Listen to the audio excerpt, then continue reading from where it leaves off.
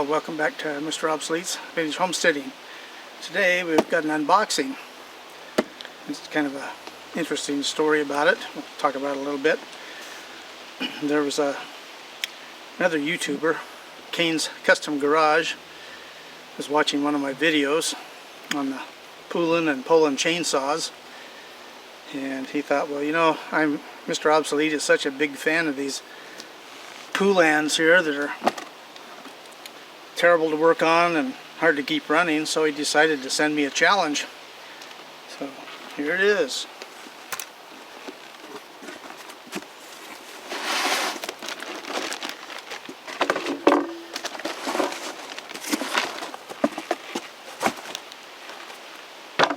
A Poulan Wild Thing.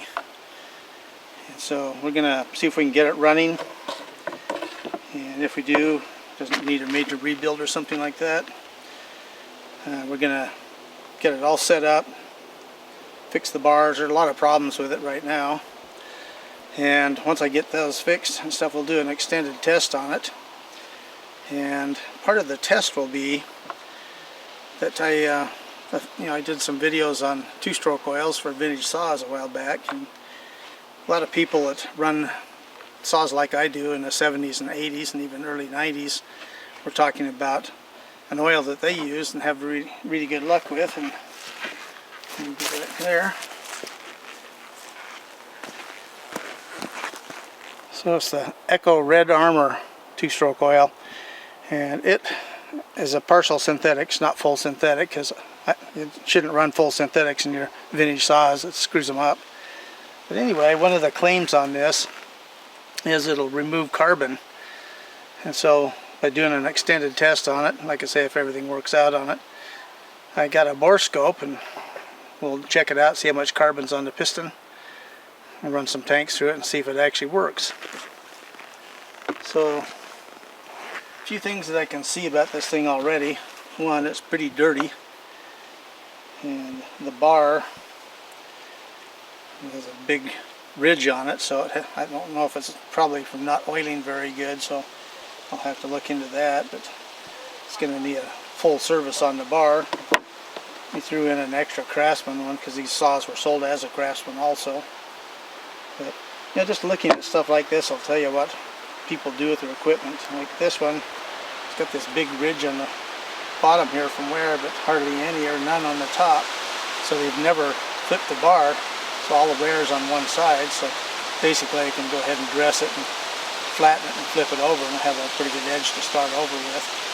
And no oil or grease on the tip here on the sprocket either, typical. And it came with a couple of chains. Mr. Obsolete's favorite ones, the ones I hang up on the shop wall. And these are 3/8 low profile safety chain for anti-kickback.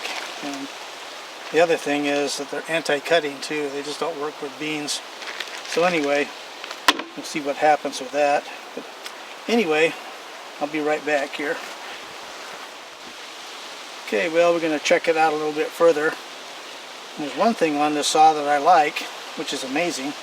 The screws that hold down the top here have a Torx drive in them, where you have a bunch of little teeth on them. And much better than the screwdriver. But the other thing they did is put a slot across it so you can use a regular screwdriver too.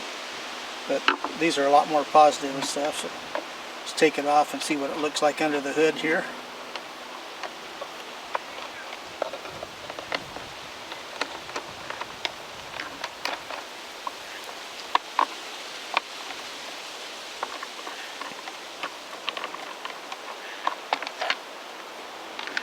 Okay, well, there you can see it's pretty dirty. The air filter's dirty and rotten. Well, it's clean inside here, so it actually has been filtering okay. And then you won't be able to see it, but down in the starter cover here, there's a big bunch of ick, and that all needs to be taken apart and cleaned. And so, first thing we're going to do, when you test an old saw, everybody wants to just grab it and pull it through. The muffler is made out of steel, it might have rust in it, or carbon, or both. It might get drawn into the saw, so since it's on the front, I pull it down, point it down there, and just pull it through.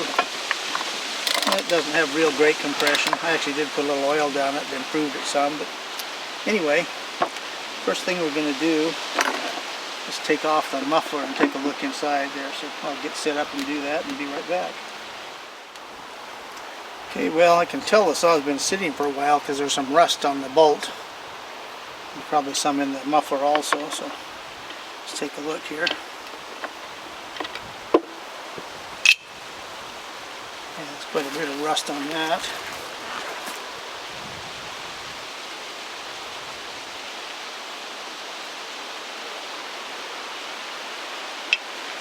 A lot of ick here on the back of it and stuff, a lot of drool.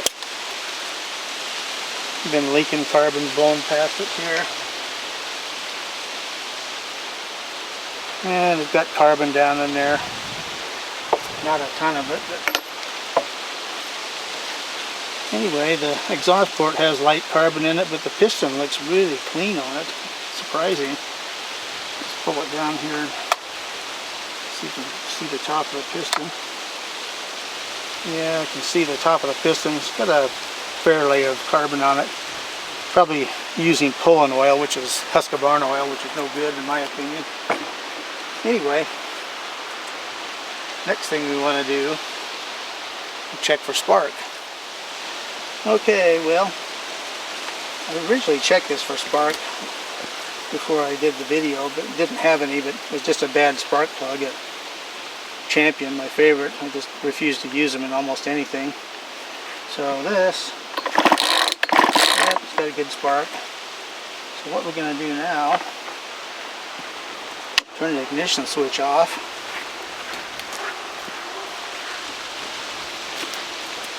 I'm going to take a little bit of two-stroke mix, put it down the venturi of the carburetor, and hold the throttle open so that it you can get some fuel down in there.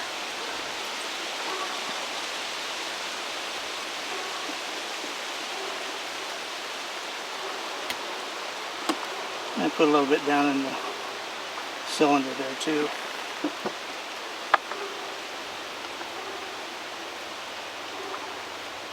And what you want to do is put some two-stroke mix down at first and leave the ignition off so you can pull it through. Get a little bit of mix down in the bearings and whatnot.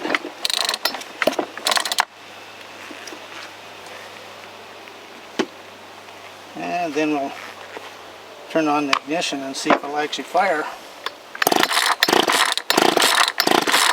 Don't have enough fuel in it. Be right back. Okay, well, we got a little more fuel in it, maybe a little bit too much, so let's see if it'll light off or not here. There we go. So we know it'll run. And the other thing, fuel line's rotted off. The screen's kind of plugged up with varnish, so another thing that'll need attention. So anyway, it's just going to need a complete service. So we'll just kind of do a video on it as we go along and get it cleaned up and running, get all the problems fixed. Come back and then we'll take it out and do some test cuts with it. And then we'll run a couple of tanks of the Red Armor fuel to see if it actually cleans the carbon out. And next time I'm back, I'll take the bore scope and look down on the piston and see how much carbon's on it. So anyway, you know, there's still a lot of confusion as to is it Poulan or Poolan, and this one definitely is a Poulan, and I'll be right back. Okay, well, this is a real Poulan here. This is an old 361. It's kind of a beater project for down the road. You can see the Poulan name right there on it. And they sold out several different times. And this saw actually was a division of the Husqvarna called Electrolux, was the main company that bought them. But anyway, they went from making good saws to basically no good saws like this one. But if you want to know more about, you know, Poulan or Poulan, I did a video a while back, and it's did it on May 26, 2021. It's called Vintage Poulan Chainsaw BS in proper terminology. So anyway, that'll give you all the good BS you need to know on them. So we'll go into the specs on this a little bit.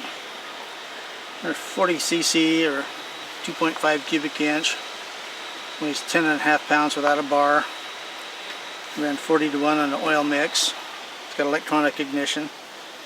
And there again, it uses a 3/8 safety chain, low profile.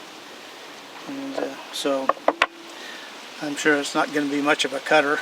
It'd be interesting to see. So anyway, we're going to come back and, like I say, we're going to get it running. I'm going to see if the red armor takes the carbon out of it, completely clean it, and give it a full service. So anyway, but if you like old chainsaws and stuff, you know, you should visit Dan's site there, Kane's Custom Garage, YouTube.